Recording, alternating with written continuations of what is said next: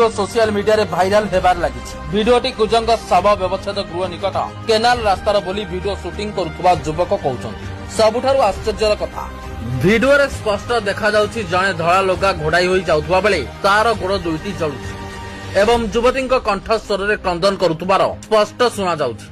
युवती जनक क्रंदन करी करी केनाल रास्ता पार होउथुबा जणा पडुछि।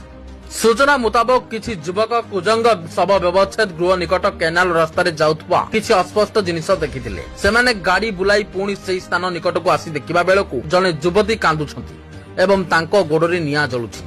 एही घटना को सेमाने वीडियो करिथिले। एबे एही वीडियो सोशल मीडिया रे भाइराल हेबारे लागिछि।